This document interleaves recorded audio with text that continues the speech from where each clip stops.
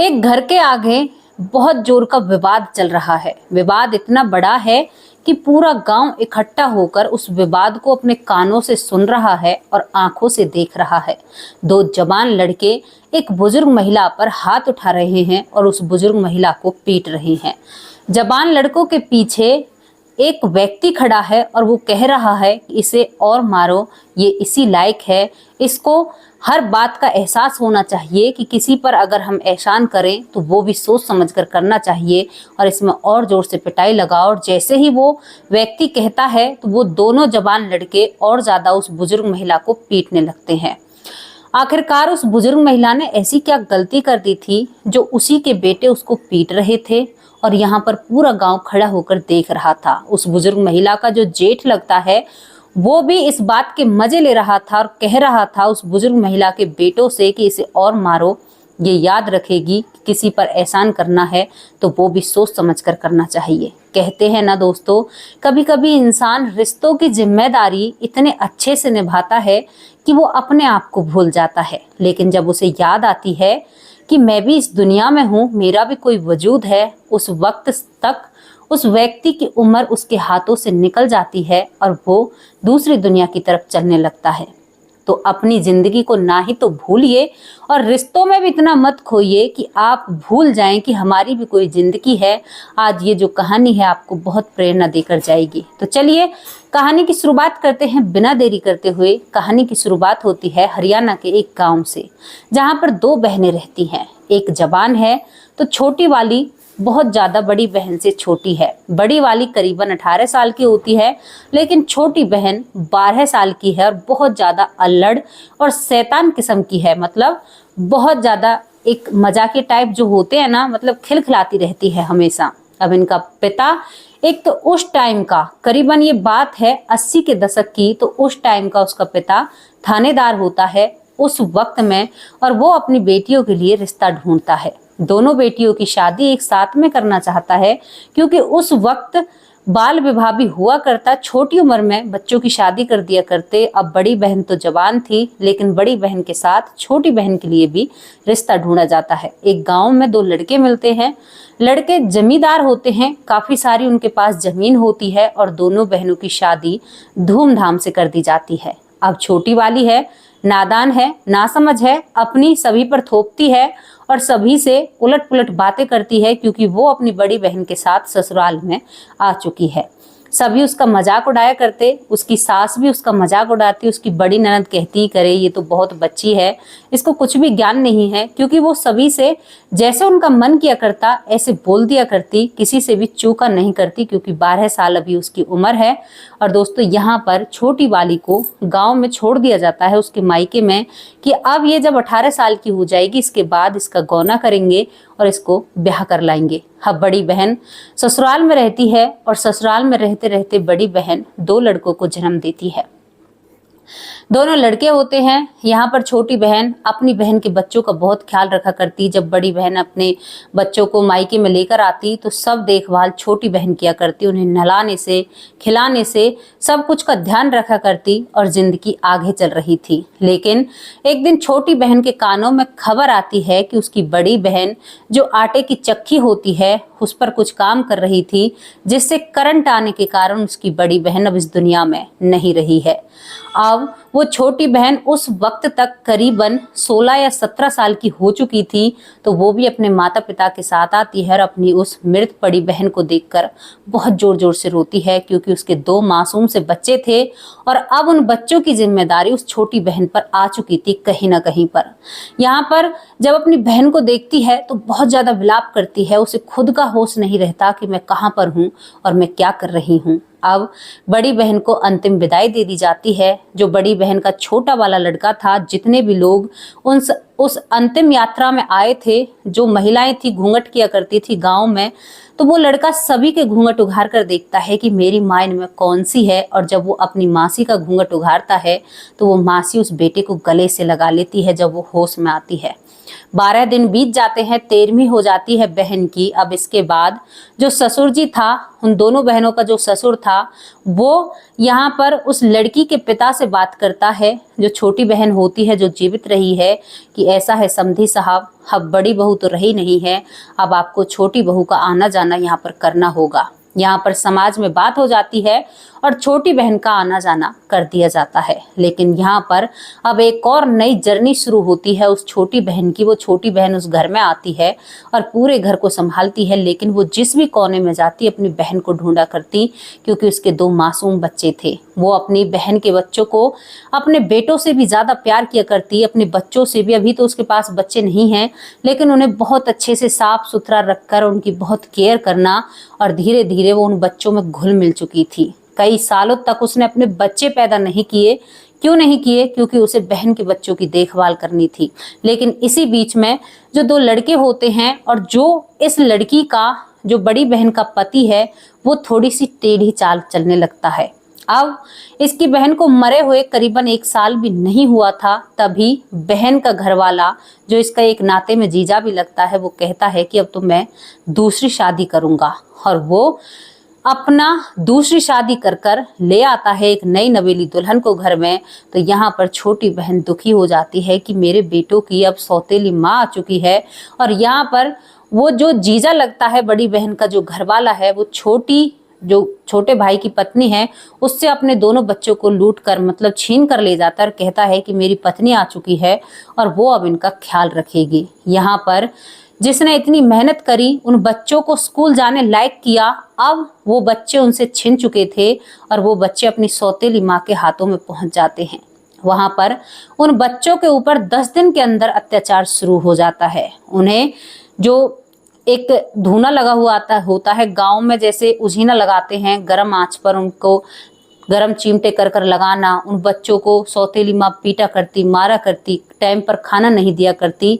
अब यहाँ पर जो छोटी बहन होती है, जो छोटी बहू उस घर की होती है, जिसने उन बच्चों की जिम्मेदारी ली थी, जिसके वो बहन के बच्चे थे, वो ये सब कुछ देखा करती। क्यों देखा करती? क्योंकि घर का जो आंगन होता है, आप लोगों ने देखा होगा, पहले एक ही आंगन रहता है, तो वो सभी को देखती रहती है। और सब चीजों को जब वो देखती है तो उसके हाथ भिचने लगते हैं। वो गुस्से में अपने आप को काबू नहीं कर पाती है और वो जबरदस्ती अपने बहन के बच्चों को उनकी सौतेली माँ से छुड़ाकर फिर अपने पास ले आती है।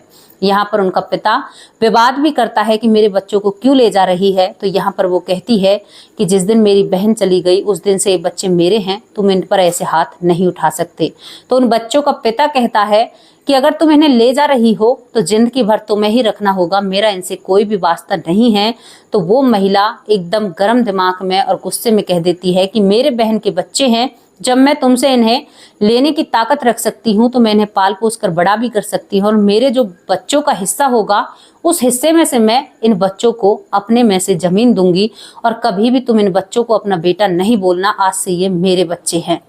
यहाँ पर वो उन बच्चों को ले आती है और उनकी परवरिश करती है और उन्हें अच्छे स्कूल में पढ़ाती है। लेकिन वो पिता एक वार्निंग देता है उस महिला को और कहता है कि चिंता मत कर, जिस दिन ये बच्चे बड़े हो जाएंगे ना, ये तुम्हें माँ नहीं मानेंगे।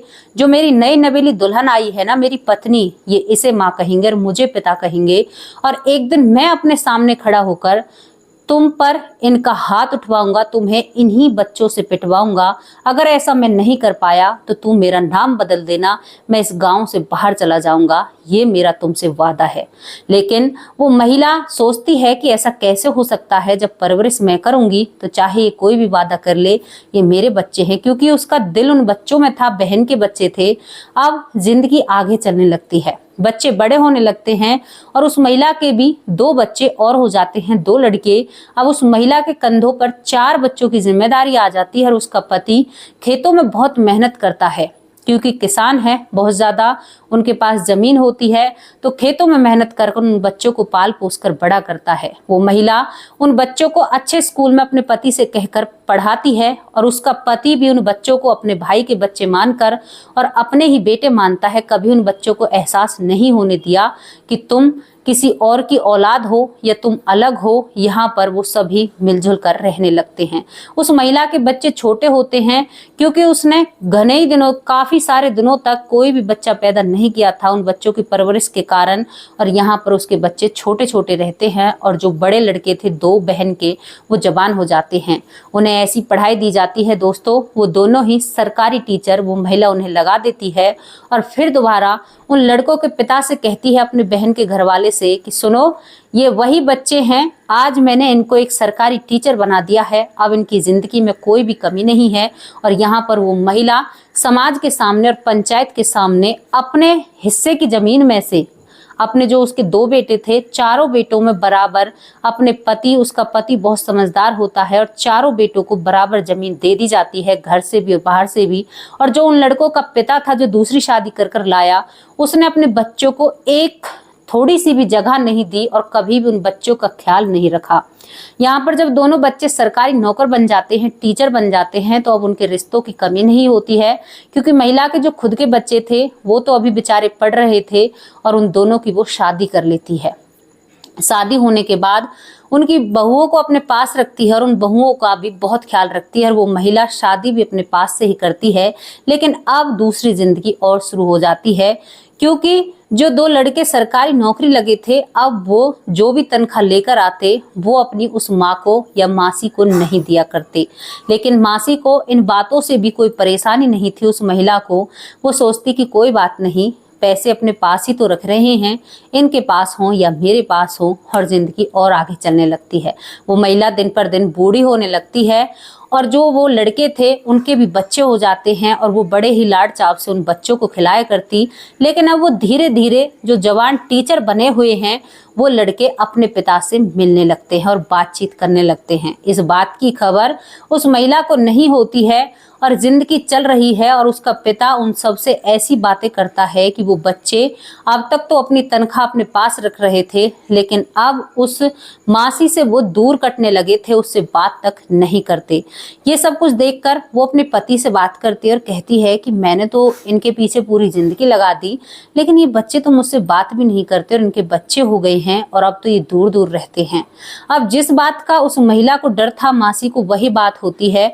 वो बच्चे अपनी पत्नी और अपने बच्चों समेत उस महिला से अलग हो जाते हैं और अपना काम अलग करने लगते हैं। अब यहाँ पर वो महिला और उसके बच्चे अलग रह जाते हैं। 2 लड़के और दोनों पति पत्नी अपने घर में रह जाते हैं।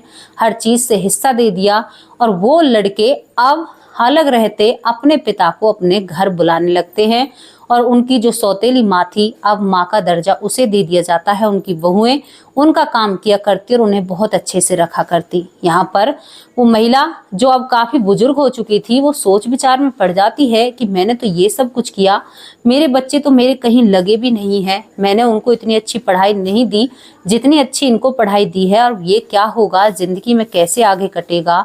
और दोस्तों धीरे धीरे जिंदगी आगे चलने लगती है। उस महिला ने अपनी बहन के बच्चों पर ध्यान दिया था, अपने बच्चों पर ध्यान नहीं दिया, तो उसके बच्चे ज्यादा पढ़ लिख नहीं पाते हैं और कहीं सक्षम नहीं होते हैं, वो जिम्मेदारी में ही रह जाते हैं। अब ये बात होने के कारण वो बुजुर्ग महिला थोड़ा सा उनके घर में तंगी होने लगती है और परेशानियां शुरू हो जाती हैं, क्योंकि जमीन में से भी आधी जमीन किसी और के पास जा चुकी थी, अब थोड़ी सी जमीन उसके बच्चों के पास रह जाती है और अब घर में कुछ भी नहीं रहा था। धीरे धीरे वक्त निकलता है। अब एक दिन की बात होती है, वो बुजुर्ग महिला अपने घर में कुछ काम कर रही थी। धीरे धीरे उसके दोनों बेटे बाहर गए हुए थे। पति उसका जो गांव से बाहर था, बेटे शहर में थे कुछ काम से, और यहाँ पर वो महिला अपने घर में अकेली होती है। तभी उसका वो बेटा आता है, बहन का बड़ा बेटा जिसे उस महिला ने अपने हाथों से नहलाकर बड़ा किया था, वो घर में आता है और उस महिला को घसीटते हुए बाहर ले जाता है खींचकर। और दूसरा वाला जो टीचर बनाया था, छोटा वाला लड़का, वो उस महिला पर हाथ उठाता है। जैसे ही ये सब कुछ मंजर शुरू हो जाता है तो पूरा गांव इकट्ठा हो जाता है। इकट्ठा होने के बाद गांव वालों की हिम्मत नहीं पड़ती है, और जो उन लड़कों का पिता था, जिस पिता ने उन बच्चों को छोड़ दिया, अपने घर से या जमीन से कोई हिस्सा नहीं दिया था, वो पिता खड़ा होकर कह रहा था उस महिला से कि मैंने तुमसे कहा था ना, क्योंकि वो जेठ था इस महिला का, और इस महिला का दुपट्टा भी कहीं और रह जाता है। जैसे ही वो बच्चे उसको खींचते हैं और वो कहता है कि मैंने बोला था ना कि इन्हीं बच्चों के हाथों से तुझे पिटवाऊंगा और इन्हीं बच्चों के हाथों से तेरा स्वागत करवाऊंगा। तो देख, मैं जुबान का पक्का था, अब मैं इस गांव से कहीं भी नहीं जाऊंगा। और तू सोच ले और समझ ले, और सोच समझ कर किसी के साथ अच्छा करने की सोचना। अब ये बात जैसे ही वो महिला देखती है तो उसकी आंखों से आंसू बहने लगते हैं। और उसके जो वो बेटे थे जिनके ऊपर उसने जेठ की, ससुर की, सभी के ताहने सुने थे, जिन्हें उनकी माँ, सौतेली माँ से बचाकर वो लाई थी, आज वही बेटे उस पर हाथ उठा रहे हैं। और वो महिला कह रही है कि मुझे ये तो बताओ, तुम मेरे साथ ऐसा क्यों कर रहे हो। तो तभी वो कहते हैं कि हमारे पिता ने कहा है और हम अपने पिता का कहना मानेंगे। तुमने हमें हमारे पिता के प्यार से वंचित किया और तुम हमें अपने पास और उल्टी सीधी पट्टियां पढ़ाती रही। हमारे पिता तो बहुत अच्छे हैं और बहुत अच्छे इंसान हैं। तुमने हमें इतने साल, 25-26 साल अपने पिता से दूर रखा है और तुमने हमारे साथ गलत किया है। तुमने हमें ये घर भी क्यों नहीं दिया, तो ये सब कुछ हिस्सा और तरीके से बांटती। विवाद इतना तगड़ा होता है कि दोस्तों उस महिला को बहुत बेरहमी से पीटा जाता है उनके बेटों के जरिए। लेकिन जब तक उस महिला के बेटे आते उस गांव में, तब तक वो दोनों लड़के फरार हो जाते हैं। और फरार होने के बाद यहाँ पर एक पुलिस कंप्लेंट दर्ज कराई जाती है। दर्ज होने के बाद उन दोनों लड़कों पर कानूनी कार्रवाई की जाती है। लेकिन इस कहानी को बनाने का क्या उद्देश्य था? उद्देश्य था कि अगर आप किसी दरिया में भी पैसे डाल रहे हो ना, तो उसमें भी ये देखना कि क्या हम सही कर रहे हैं और आगे ये सब कुछ सही रहेगा। एक महिला ने अपनी बहन के बच्चों को पाल पोस कर बड़ा किया। ये दोस्तों सत्यता पर आधारित कहानी है। आज भी वो महिला इतनी टूट चुकी है कि वो अपने बिस्तर से नहीं उठ पाती हैं और बहुत ज़्यादा बीमार रहती हैं। कई बार उनको दिन में दवाइयाँ खानी पड़ती हैं, क्योंकि कई महीनों तक उसने अनाज नहीं खाया था, अन्न को हाथ नहीं लगाया। वो इसी सोच विचार में रहती कि मैंने जिन बच्चों पर इतना प्यार लुटाया, उन बच्चों ने मेरे ऊपर हाथ उठाया। मैं समझ नहीं पाई कि ये मालिक की कौन सी राह थी और कौन सा ऐसी चीज़ थी कि जो मेरे साथ ऊपर वाले ने ऐसा करा। क्योंकि सभी कहते हैं कि आप अच्छा करते हो तो आपको अच्छा मिलेगा, लेकिन मुझे कहीं पर भी अच्छा नहीं मिला। अब यहाँ पर दोस्तों उनका फैसला भी हो जाता है, लेकिन वो महिला उस फैसले से संतुष्ट नहीं होती है। वो आज भी बीमार है और बहुत ज़्यादा बीमार रहती है। तो कैसी लगी आप लोगों को ये स्टोरी, जहाँ पर बहन के बच्चों को पाल पोस कर बड़ा किया, लेकिन वो बच्चे अच्छे नहीं निकले और उस महिला के साथ उन लोगों ने गलत किया। यहाँ पर कुछ और भी हो सकता था, लेकिन एक व्यक्ति जिसने जवानी में शर्त लगाई और उस शर्त को बुढ़ापे में पूरा कर दिया। तो ये जो जैसी भी आप लोगों को कहानी लगी हो, आप अपनी राय रख सकते हो। कल फिर हाजिर होंगे किसी सच्ची स्टोरी के साथ। तब तक के लिए नमस्कार।